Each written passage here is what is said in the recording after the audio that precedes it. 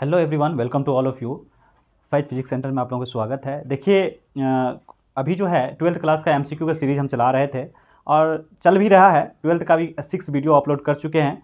Complete जो है ये एग्ज़ाम जो होने वाला है सीबीएसई, ये ऑब्जेक्टिव पैटर्न का होने वाला है फर्स्ट टर्म का, और बिहार बोर्ड का भी जो होने वाला है वो बहुत इंपॉर्टेंट क्वेश्चन चला रहे हैं 12th क्लास का, तो आप लोग उनको चेक कर सकते हैं। लेकिन इसी में क्या हुआ, बच्चे ने कुछ डिमांड किया, क्या सर क्लास 11th का भी आप क्या कीजिए, स्टार्ट कीजिए। तो उसी को देखते हुए क्लास 11th का हम लोग क्या करते हैं, कंप्लीट वीडियो लेक्चर अपलोड कर रहे हैं। ठीक है, कंप्लीट फुल चैप्टर और उसके साथ साथ क्वेश्चन को भी करवा रहे हैं। तो आप लोग मेरे साथ अगर न्यू मेरे चैनल पे आए हैं तो मेरे चैनल को सब्सक्राइब कर लीजिए और मेरे साथ बने रहिए, बहुत ज़्यादा बेनिफिट मिलेगा। ओके, और सारा क्वेश्चन देखेंगे। देखिए पैटर्न क्या रहेगा, कैसे हम पढ़ाएंगे, किस वे में पढ़ाएंगे, सर क्या पढ़ाइएगा, तो समझ लीजिए जो भी क्लास 11th के बच्चे हैं, जो नीट के एस्पिरेंट है या जेई के एस्पिरेंट है या बोर्ड के कोई भी बोर्ड से रिलेटेड है, सभी के लिए बहुत ज़्यादा बेनिफिट होने वाला है। बिकॉज यहाँ पे जो है क्वेश्चन के साथ साथ आपको कंसेप्ट भी क्लियरिटी पे ध्यान दिया जाएगा और लार्ज नंबर ऑफ क्वेश्चन को क्या करा जाएगा, सॉल्यूशन किया जाएगा यहाँ पे, और आप लोग को बिल्कुल समझ में आएगा। ओके, तो मेरे साथ बने रहिए। चलिए हम स्टार्ट करते हैं। ओके, देखिए काइनेमेटिक्स एक चैप्टर लिए, क्लास 11th का बहुत इंपॉर्टेंट चैप्टर है। इसके बगैर आप फिजिक्स नहीं समझ सकते हैं।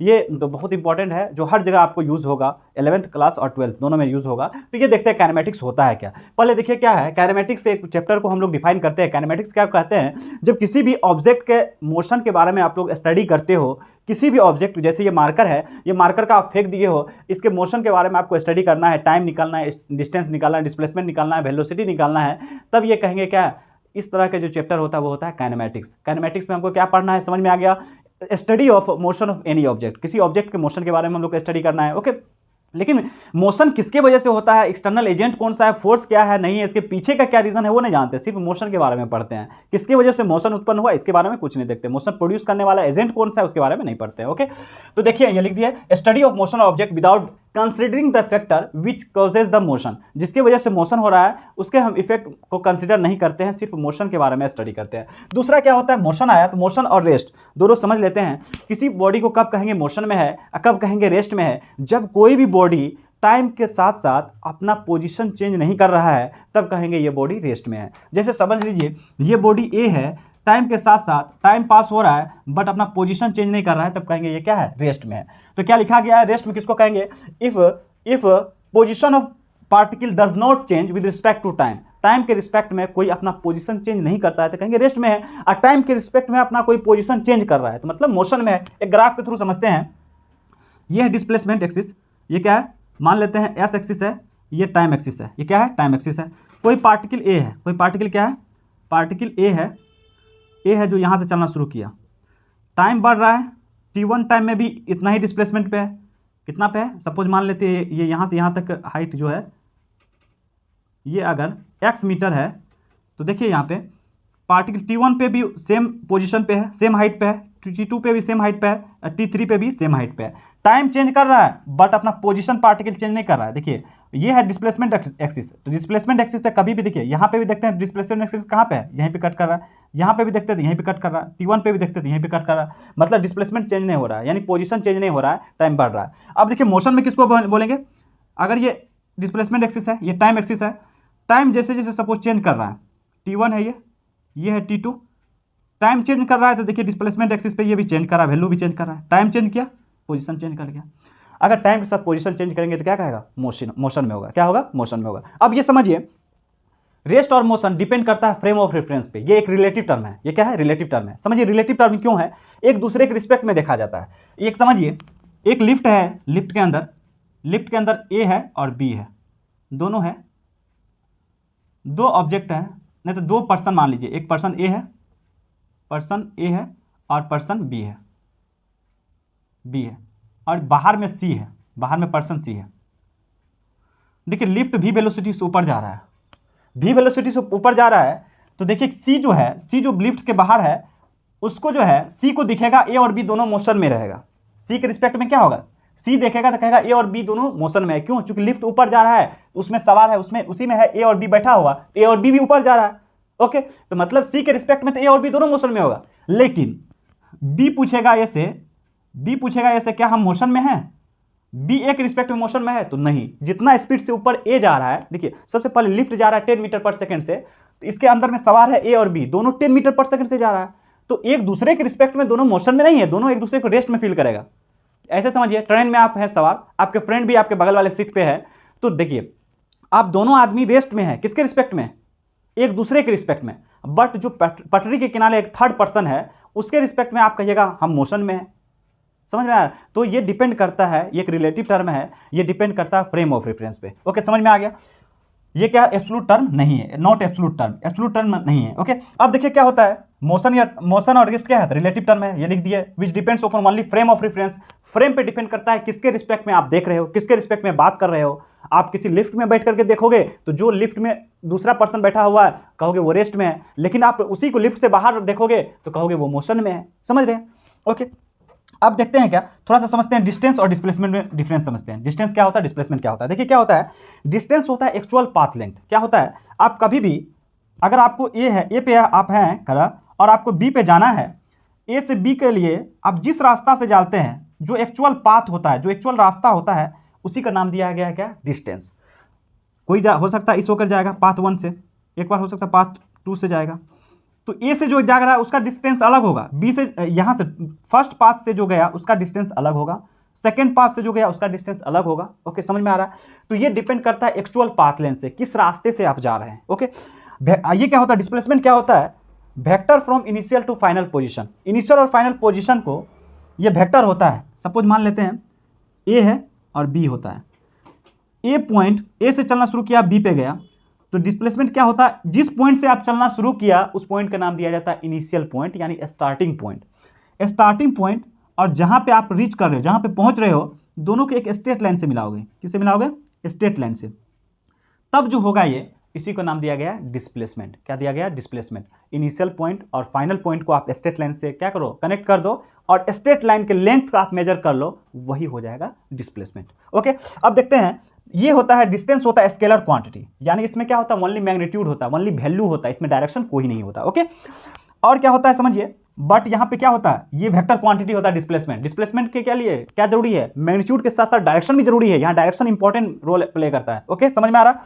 अब देखते हैं क्या डिस्टेंस क्या होता है। डिस्टेंस नेवर डिक्रीजेस, डिस्टेंस कभी भी डिक्रीज नहीं कर सकता है दोस्त। जैसे समझो ए है, आप ए से बी आया, बी से फिर क्या गया, सी पे गया, सी से फिर क्या गया, यहां पे पॉइंट डी है, फिर यहां से डी पे आया।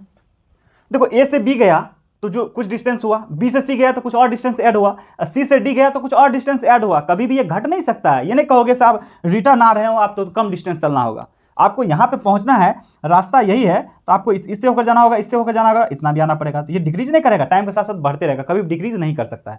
ओके, अब देखिए क्या लिखा है इसमें, डिस्प्लेसमेंट में क्या लिखा है, डिस्प्लेसमेंट में थर्ड पॉइंट क्या लिखा है, डिस्प्लेसमेंट में लिखा इट कैन बी इंक्रीजेज और डिक्रीजेज। डिस्प्लेसमेंट बट इंक्रीज भी कर सकता है और डिक्रीज भी कर सकता है। जैसे देखिए डिस्प्लेसमेंट कैसे इंक्रीज और डिक्रीज करेगा, थर्ड पॉइंट को यहाँ कर रहे हैं। सपोज ए से चलना शुरू किया, आप बी पे गया, बी से फिर सी पे गया, और सी से फिर कहाँ पे आ रहा है, डी पे आ रहा है, डी यहाँ पे पॉइंट है, ऐसे गया, ऐसे गया। स्ट्रेट लाइन में डिस्प्लेसमेंट होता है, डायरेक्शन भी होता है, और सी से फिर डी पे आ गया। देखो इनिशियली क्या था, ए से जब बी गया था, अगर ये 5 मीटर है, बी से सी भी 4 मीटर है, तो 5 और 4, अगर ए से बी गया तो 5 मीटर चला डिस्प्लेसमेंट है, स्ट्रेट लाइन में है, और बी से सी गया तो 4 मीटर, तो टोटल ए से सी तक में कितना मीटर डिस्प्लेसमेंट हुआ, 9 मीटर। और फिर बी से सी आया, अगर ये भी है सपोज 3 मीटर, तो यहां से जब यहां आया तो यहां से चला, यहां से यहां तक के बीडी के बीच में 3 मीटर डिस्प्लेसमेंट है। बट डिस्प्लेसमेंट के लिए हमको क्या बोले थे आपको, डिस्प्लेसमेंट अगर नेट डिस्प्लेसमेंट निकालना है तो इनिशियल पॉइंट और फाइनल पॉइंट को स्ट्रेट लाइन से मिला दो। दिस इज इनिशियल पॉइंट, यहां से आप चलना शुरू किया था इनिशियल, अब फाइनल ये है, यहां पे रीच कर रहे हो। इनिशियल से फाइनल अगर स्ट्रेट लाइन से मिलाओगे तो ये जो होगा ये निकलेगा आपको डिस्प्लेसमेंट। तो देखिए डिस्प्लेसमेंट ये कितना है, पहले तो 9 था, फिर 3 इधर भी आया, लेकिन ये ए डी क्या हो, सब डिक्रीज हो गया। पहले देखिए इतना था डिस्प्लेसमेंट, इतना, अब देखिए क्या है, इतना ही बता रहा है। तो ये क्या हुआ, डिक्रीज कर सकता है, टाइम के साथ डिक्रीज कर सकता है। ओके, अब देखते हैं क्या फोर्थ नंबर पॉइंट कर रहा है, डिस्टेंस नेवर निगेटिव। डिस्टेंस कभी भी निगेटिव नहीं हो सकता है दोस्त। अगर तुम चलोगे, यहाँ से पटना जा रहे हो, पटना से फिर दिल्ली जा रहे हो, फिर दिल्ली से फिर पटना आया, ओके, पटना से फिर मुजफ्फरपुर आया, तो डिस्टेंस तुम्हारा कभी भी क्या हो, निगेटिव नहीं होगा, कुछ ना कुछ डिस्टेंस होगा ही, पॉजिटिव में होगा। ओके, इसका मतलब डिक्रीज भी नहीं कर सकता है, निगेटिव भी नहीं हो सकता है, बट डिस्प्लेसमेंट निगेटिव हो सकता है। डिस्प्लेसमेंट क्योंकि डायरेक्शन मैटर करता है, अगर आप निगेटिव डायरेक्शन में जाओगे तो निगेटिव हो सकता है, निगेटिव एक्स एक्सिस के अलोंग चलोगे। जैसे समझो यहाँ पे ये एक्स एक्सिस प्लस में है, ये एक्स एक्सिस माइनस में है। अगर आप इधर चल रहे हो, इधर चला 4 मीटर तक, -4 तक, तो आपका डिस्प्लेसमेंट कितना हुआ? -4। तो डिस्प्लेसमेंट निगेटिव हो सकता है बट डिस्टेंस कभी भी निगेटिव नहीं हो सकता है। ओके, और 5th नंबर पॉइंट लिखे हैं, distance travel is zero then body must be in rest. अगर डिस्टेंस कभी भी जीरो हुआ इसका मतलब बॉडी चला कुछ नहीं है, जिस पोजीशन पे पहले था उस पोजीशन पे अब भी है, क्योंकि जब चलोगे तभी तो डिस्टेंस होगा, चलोगे तो डिस्टेंस तो कुछ ना कुछ ट्रेवल करोगे ही करोगे आप। ओके, समझ में आ गया। उसके बाद यहां लिखते हैं डिस्प्लेसमेंट इज जीरो। अगर डिस्प्लेसमेंट जीरो है इसका मतलब बॉडी रेस्ट में भी हो सकता है और मोशन में भी हो सकता है। देखिए कैसे, रेस्ट में होगा तब तो डिस्प्लेसमेंट जीरो होगा ही होगा, अगर मोशन में होगा तब कैसे डिस्प्लेसमेंट जीरो होगा। ए से चलना आप शुरू किए थे और फिर कंप्लीट एक रिवोल्यूशन पूरा करने के बाद फिर ए पे आ गए। इनिशियल पॉइंट भी यही है, इनिशियल और फाइनल भी यही है। इनिशियल और फाइनल पॉइंट एक ही जगह पर है, मतलब डिस्प्लेसमेंट कितना है? स्ट्रेट लाइन बनेगा ही नहीं, डिस्प्लेसमेंट जीरो है। There are infinite value of distance between 2 point. 2 point के बीच, सपोज ए है ये बी है, 2 पॉइंट के बीच देखो इनफाइनाइट वैल्यू हो सकता है डिस्टेंस का। ऐसे कोई आएगा, ऐसे आएगा, कोई ऐसे आएगा, कोई ऐसे आएगा, कोई ऐसे आएगा, ऐसे आएगा, कोई ऐसे आएगा। तो देखिए बहुत ज़्यादा पॉसिबिलिटी है। ए से बी आपको जाना है तो कोई इस रास्ते से, कोई इस रास्ते से, कोई इस रास्ते से, कोई इससे, कोई ऊपर से जाकर के ऐसे आएगा, कोई ऊपर से ऐसे जाएगा, कोई नीचे से जाएगा। मतलब डिस्टेंस का कोई लिमिट नहीं है। क्या हो सकता है? इनफाइनाइट पॉसिबिलिटी हो सकता है 2 फिक्स पॉइंट के बीच डिस्टेंस। ओके, लेकिन डिस्प्लेसमेंट में क्या होता है? डिस्प्लेसमेंट होता है शॉर्टेस्ट डिस्टेंस। क्या होता है? Shortest distance. और डिस्प्लेसमेंट इन दोनों के बीच का क्या होगा? इनिशियल पॉइंट ये, फाइनल पॉइंट ये, इन दोनों के स्ट्रेट लाइन से मिलाओ, स्ट्रेट लाइन एक ही हो सकता है, 2 पॉइंट से होकर के एक ही स्ट्रेट लाइन पास कर सकता है। इसी वजह से डिस्प्लेसमेंट क्या हो सकता है? केवल एक ही वैल्यू हो सकता है, यूनिक वैल्यू होता है फिक्स 2 पॉइंट के बीच। ओके, डन है। नेक्स्ट हम लोग देखते हैं। देखिए अब हम लोग देखेंगे टाइप्स ऑफ मोशन के बारे में पढ़ेंगे। देखिए मोशन कितने टाइप्स के होते हैं? मोशन 3 टाइप्स के होते हैं। कितने टाइप्स के होते हैं? 3 टाइप्स के होते हैं। एक होते हैं वन डायमेंशनल मोशन। क्या होते हैं? 1 डायमेंशनल मोशन। एक होते हैं 2 डायमेंशनल मोशन, एक होते हैं 3 डायमेंशनल मोशन। सभी को समझते हैं। समझिए पहले डायमेंशनल क्या होता है। डायमेंशनल क्या होता है उसके बारे में पढ़िए। देखिए ये होता है वाई एक्सिस, ये अगर एक्स एक्सिस, और ये होता है जेड एक्सिस। इसमें जो होता है केवल एक ही डायरेक्शन में कोई पार्टिकल अगर मूव करता है, ओनली एक ही एक्सिस चेंज होता है, यानी एक्स के लोंग चल रहा है या तो वाई के लोंग सिर्फ चल रहा है या तो सिर्फ जेड ही के लोंग चल रहा है, तब कहेंगे क्या? 1 डायमेंशनल मोशन है। कैसा मोशन है? 1 डायमेंशनल मोशन है। यानी टाइम के साथ अगर किसी पार्टिकल का सिर्फ एक कोऑर्डिनेट चेंज होता है, ओनली 1 कोऑर्डिनेट चेंज करता है, तब कहेंगे इसको 1 डायमेंशनल मोशन है। 2 डायमेंशनल का मीनिंग क्या होता है? टाइम के साथ साथ कोई पार्टिकल होता है 2 डायरेक्शन, जैसे समझ 2 डायरेक्शन का मतलब क्या होता है? ये एक्स वाई प्लेन है, ये क्या है? एक्स और वाई प्लेन है। अगर कोई पार्टिकल इस पे P पॉइंट पे है जो 2,3 वाला पॉइंट है, तो ये देखिए 2,3 पे आपको पहुंचने के लिए एक्स एक्सिस के लोग आपको 2 मीटर चलना पड़ेगा और वाई एक्सिस के लोग आपको कितना चलेगा पड़ेगा? 3 मीटर। तो ये देखिए क्या होता है? 2 डायमेंशनल का मतलब होता है 2 एक्सिस के लोग, एक्स एक्सिस के लोग भी चल रहा है और वाई एक्सिस के लोग भी चल रहा है, तब कहेंगे इसको 2 डायमेंशनल। 3 डायमेंशनल का मीनिंग क्या हो? देखिए 2 डायमेंशनल जो होगा वो ऑलवेज कोई ना कोई क्या होगा? प्लेन में ही होगा। 1 डायमेंशनल जो होगा एक स्ट्रेट लाइन में ही होगा। अब आते हैं 3 डायमेंशनल पे। 3 डायमेंशनल किसको बोलेंगे?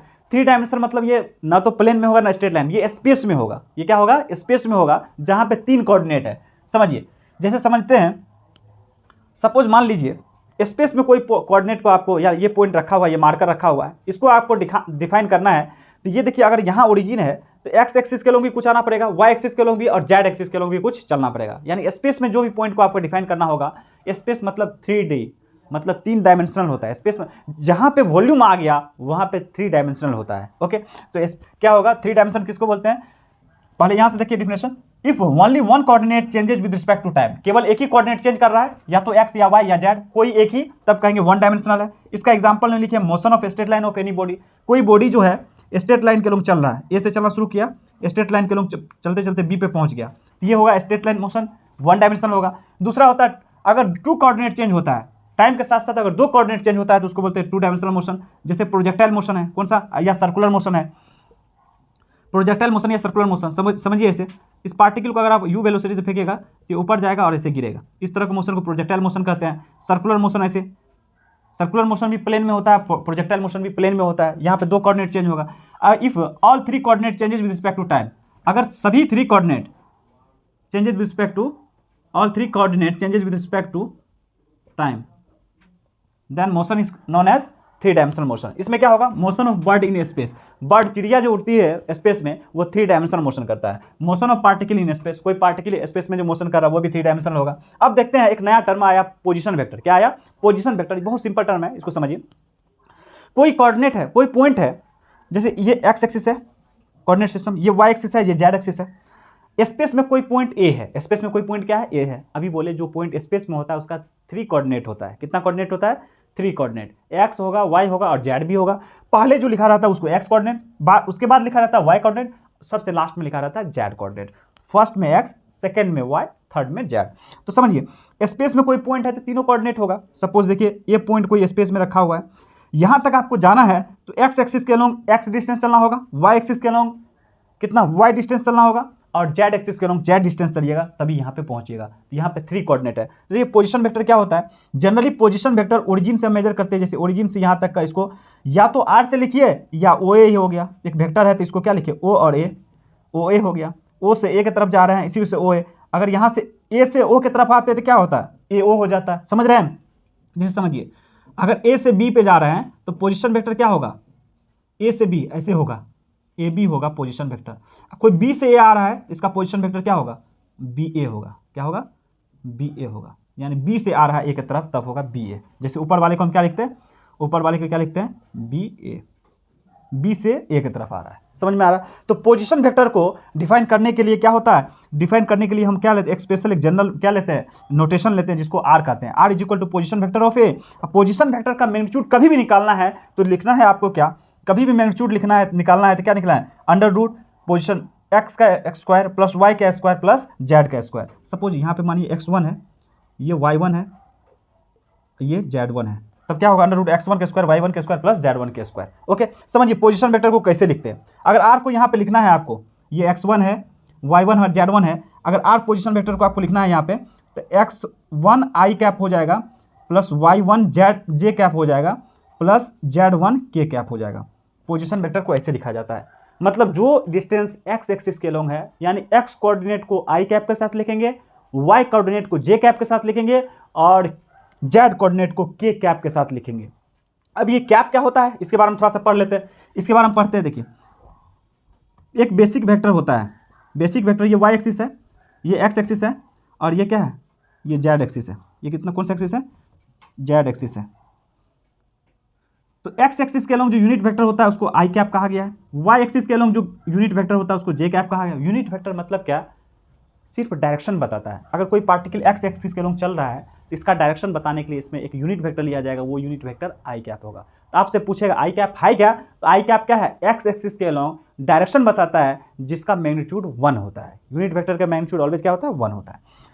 और y एक्सिस के अलोंग अगर आपको दिखाना है डायरेक्शन तो j कैप लेंगे और z एक्सिस के दिखाना है तो क्या लेंगे, k कैप लेंगे। ओके, अब देखिए यहाँ पे इसी पॉइंट को x एक्सिस के अलोंग x1 जाता है, y एक्सिस के अलोंग y1 और z एक्सिस के अलोंग अगर z1 जाता है तो अगर पोजीशन वेक्टर आपको लिखना होगा तो x1 को i के साथ लिखेंगे, क्यों, क्योंकि ये x एक्सिस के अलोंग है। y1 को j के साथ लिखेंगे, क्यों, क्योंकि y एक्सिस के अलोंग है। और z1 को क्या k के साथ लिखेंगे क्योंकि z एक्सिस के अलोंग है। इसको i कैप लिखिए, y को j कैप लिखिए और इसको k कैप लिखिए। समझ में आ गया हो। तो कभी भी पोजीशन वेक्टर अगर आप लिख लेते हैं तो अगर इसका मैग्नीट्यूड पूछे तो आई कैप के बगल में जो है कोएफिशिएंट उसका स्क्वायर अंडर रूट में, उसके बाद जे कैप के कोएफिशिएंट जो है उसका स्क्वायर, फिर प्लस करके के कैप के कोएफिशिएंट जो है उसका स्क्वायर करेंगे। समझ में आ गया। एक एग्जांपल लेते हैं उससे अच्छे से समझते हैं। देखिए क्या है, कोई पॉइंट पी है, पी का कोऑर्डिनेट दो ही कोऑर्डिनेट एक्स वाई प्लेन में, ओनली किस में है, एक्स वाई। देखिए पहला पॉइंट होता है एक्स कोऑर्डिनेट, दूसरा पॉइंट होता है वाई कोऑर्डिनेट। यहाँ जेड कोऑर्डिनेट तो है नहीं, तो अगर पोजीशन वेक्टर लिखना होगा आर यहाँ पे, तो आर का वैल्यू कितना, यहाँ अगर ये पॉइंट ओ है तो आर ए को लिखते हैं ओ ए, ओ ए वेक्टर, ओ से सॉरी यहाँ पे ए नहीं है, यहाँ पे पी है, ओ से लेकर कहाँ तक, पी तक। तो इसका अगर लिखना होगा आर की इज इक्वल टू, तो देखिए एक्स एक्सिस के लॉन्ग कितना है 4, तो 4 लिखे। एक्स एक्सिस के लॉन्ग है 4 मतलब आई कैप, वाई एक्सिस के लॉन्ग 3 है मतलब 3 जे कैप। क्या बोले पहले, एक्स एक्सिस के लॉन्ग जितना लिख रहे हैं वो लिखिए। इसके बाद एक्स एक्सिस के लॉन्ग डायरेक्शन बताने के लिए आई कैप लेते हैं। वाई एक्सिस के लॉन्ग आपका 3 है, पहले एक्स से कितना है 4 आएगा, फिर वाई 3 जाएगा, तो इसी वजह से वाई एक्सिस के लॉन्ग क्या लिखें, जे कैप लिखें। अब इसका मैग्नीट्यूड निकालना है तो कुछ नहीं करना है, ये नोटेशन होता है मैग्नीट्यूड का, ये मॉडुलस लगा दीजिए मतलब मैग्नीट्यूड। इसका मीनिंग क्या होता है, आई का कोफिशिएंट क्या है 4, अंडर रूट करके 4 का स्क्वायर कीजिए। जे का कोफिशिएंट कितना है 3, इसका स्क्वायर कीजिए, अंडर रूट कितना हो जाएगा 16 + 9 यानी 25, यानी वैल्यू आएगा 5। मैग्नीट्यूड कितना निकल जाएगा? 5 निकल जाएगा। ओके, डन है। देखते हैं। ओके, अब हम देखते हैं यहाँ पे कुछ पोजीशन वेक्टर अभी समझ चुके हैं, अब डिस्प्लेसमेंट वेक्टर समझते हैं। क्या समझते हैं? Displacement vector. देखिए डिस्प्लेसमेंट वेक्टर से कुछ नहीं होता है, समझिए पहले डिस्प्लेसमेंट वेक्टर को एस के ऊपर में वेक्टर लगाया जाता है। डिस्प्लेसमेंट को एस से नोट करते हैं, सिर्फ एस वेक्टर के ऊपर में वेक्टर का सिंबल लगा दिया, डिस्प्लेसमेंट वेक्टर। ये होता है क्या? ये होता है क्या? फाइनल पोजीशन वेक्टर और इनिशियल पोजीशन वेक्टर का डिफरेंस होता है। ये क्या होता है? It is difference between final position vector minus initial position vector. देखिए फाइन तो क्या लिखें? डिस्प्लेसमेंट वेक्टर को कैसे लिखें? S vector is equal to final position vector minus initial position vector. अब देखिए क्या होता है, यहाँ पे लिए हैं एक्स एक्सिस, वाई एक्सिस और जेड एक्सिस, कोऑर्डिनेट एक्सिस ले लिए, समझ रहे हैं। अब बोले थे बेसिक वेक्टर, एक्स एक्सिस के अलोंग जो वेक्टर होता है उसको डायरेक्शन दिखाने के लिए आई कैप लिखते हैं, वाई एक्सिस के लिए अलोंग जो बेसिक वेक्टर उसको जे कैप बोलते हैं। ये आता है क्यों है? डायरेक्शन बताने के लिए। हाँ, वाई एक्सिस के अलोंग है। और जेड एक्सिस के अलोंग जो यूनिट वेक्टर होता है उसको के कैप कहा गया है। ओके, अब मान लेते हैं ये पॉइंट है जो ओरिजिन से x1, y1 और z1 डिस्टेंस पे है। बी पॉइंट जो है जो ओरिजिन से x2, y2 और z2 डिस्टेंस पे है। बी पॉइंट कितना है? ओरिजिन से कितना? x2, y2 और z2 पे है। अब देखिए क्या कहेगा आपको, ये होता है ओरिजिन से एक तक के पॉइंट जो हुआ, ये हुआ इनिशियल एक वेक्टर हुआ। पोजीशन वेक्टर क्या होता है? ओरिजिन से लेकर के किसी पॉइंट तक के बीच को अगर लाइन से आप ड्रॉ करते हैं तो उसको बोलते हैं पोजीशन वेक्टर। ओ से लेकर ए तक एक पोजीशन वेक्टर हुआ जिसको r1 नाम दे दिए हम। ओ से लेकर बी तक एक पोजीशन वेक्टर दूसरा हुआ जिसको r2 नाम दे दिए हम। अब पूछेगा आपको क्या? पूछेगा क्या? कहेगा डिस्प्लेसमेंट निकालने के लिए जब यहाँ से आप यहाँ चलते हो, तब ए से बी जाते हो, तो ए से बी के लिए अगर ऐसे लगाया, यानी ए से बी जा रहे हैं, एरो लगाए, एस इज इक्वल टू क्या होगा? ए से बी, पहले ए अब बाद में बी पे जा रहे हैं। फर्स्ट ए लिखे, जहाँ से चलना शुरू करेंगे उसको लिखेंगे, और दूसरा पॉइंट वो लिखेंगे जहाँ पे पहुँच कर रहे हैं। अब देखिए पहले ये इनिशियल पोजिशन वेक्टर लिखिए। आप पोजिशन वेक्टर लिखने के लिए सीख लीजिए। r1 इज इक्वल टू कितना हो जाएगा? एक्स एक्सिस के लॉन्ग x1 आई कैप, वाई एक्सिस के लॉन्ग y1 जे कैप और जेड एक्सिस के लॉन्ग z1 के कैप। एक्सिस के लॉन्ग आप x1 आओगे, वाई एक्सिस के लॉन्ग y1 जाओगे और जेड एक्सिस के लॉन्ग z1 जाओगे। एक्स एक्सिस के लॉन्ग बेसिक वेक्टर ये यूनिट वेक्टर आई कैप होता है, वाई एक्सिस के लॉन्ग यूनिट वेक्टर जे कैप होता है और जेड एक्सिस के लॉन्ग के कैप होता है। r2 लिखिए आप, r2 position vector x2, y2 और z2 है, हो जाएगा x2 आई कैप प्लस y2 जे कैप प्लस z2 के कैप हो गया। कोई दिक्कत नहीं। अगर आपको निकालना ए से बी तक पोजीशन वेक्टर डिस्प्लेसमेंट, ए से बी इनिशियल पॉइंट ये था, अगर ये इनिशियल पॉइंट थे आप, ये इनिशियल था, यहाँ से आप चलना शुरू किए और फाइनल यहाँ पे पहुँच रहा है फाइनल, तो डिस्प्लेसमेंट क्या होगा? S is equal to final position vector minus initial position vector. यहाँ फाइनल कितना है? r2 है, क्योंकि यहाँ बी पॉइंट पे पहुंच रहे हैं। बी पॉइंट को दिखाने के लिए कौन सा पोजीशन वेक्टर आया? r2 आया। इनिशियली a1 पॉइंट पे आप आए, a1 पॉइंट को दिखाने के लिए r1 आया, r1 यहाँ पे लिख दीजिए दोनों को। x2 की जगह x2 आई कैप प्लस y2 जे कैप प्लस z2 के कैप। r1 की जगह कितना लिखें? x1 आई कैप प्लस y1 जे कैप प्लस z1 के कैप। अब x2 में x को एक साथ कीजिए तो x2 माइनस x1 हो जाएगा, आई कैप कॉमन ले लिए, प्लस y2 माइनस y1 हो जाएगा, जे कैप वाले के साथ कर रहे हैं, जे कैप बाहर कर लिया, प्लस z2 माइनस z1 हो गया और के कैप कॉमन ले लिया। तो ये हो गया आपका डिस्प्लेसमेंट वेक्टर। क्या आ गया? डिस्प्लेसमेंट वेक्टर ये आ गया। ये याद नहीं करना है, समझ लेना है आपको कैसे लिखते हैं। अब कहेगा डिस्प्लेसमेंट वेक्टर का मैग्नीट्यूड निकालने के लिए, तो जैसे पोजीशन वेक्टर के मैग्नीट्यूड निकालने के लिए आप क्या करते थे? आई का कोएफिशिएंट देखते थे, जे का कोएफिशिएंट देखते थे और के का कोएफिशिएंट देखते थे, अंडर रूट में सभी का क्या करते हैं? स्क्वायर करके सम करते थे। तो यहाँ पे देखिए सेम लेंगे, आई का कोएफिशिएंट है x2 माइनस x1, इसका स्क्वायर कर दिए। जे का कोएफिशिएंट है y2 माइनस y1, इसका स्क्वायर कर दिए। और के का कोएफिशिएंट है z2 माइनस z1, इसका स्क्वायर कर दिए। ये आ गया डिस्प्लेसमेंट वेक्टर का मैग्नीट्यूड। ये इसको क्या बोलते हैं? Magnitude of displacement vector, magnitude of displacement vector.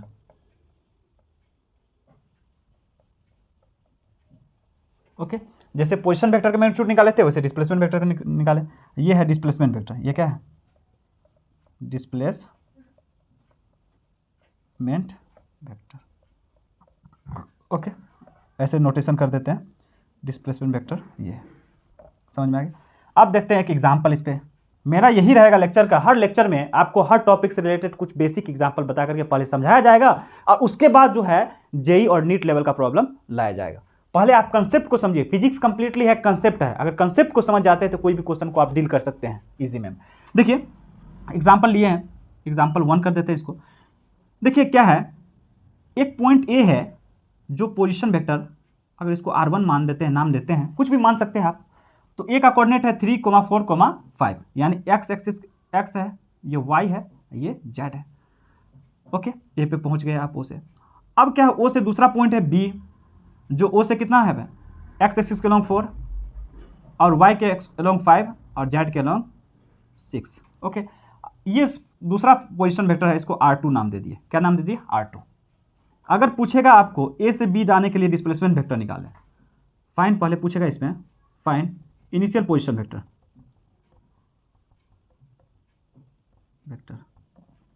First आप यहाँ पे रीच कर रहे हैं, फर्स्ट यहाँ पे रीच कर रहे हैं और सेकंड यहाँ पे रीच कर रहे हैं, ये दिया हुआ है। फर्स्ट यहाँ पे ए पे आते हैं, उसके बाद बी पे आते हैं। क्वेश्चन यही कर रहा है, फर्स्ट आप ए पे आया, उसके बाद बी पे गया।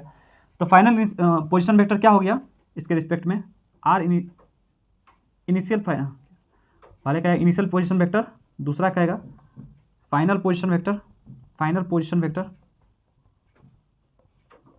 तीसरा क्वेश्चन कर सकता है displacement vector, displacement vector, fourth पूछ सकता है magnitude of displacement vector, magnitude of displacement vector. देखिए आपको क्वेश्चन में क्या दिया है, आप ए पे पहले रीच कर रहे हो, उसके बाद ओरिजिन से आप ए गया। क्वेश्चन में क्या गया, if any particle goes from origin two point A, okay, और क्या हो रहा देन बी, ओ से क्या, ए से क्या गया, बी पे गया।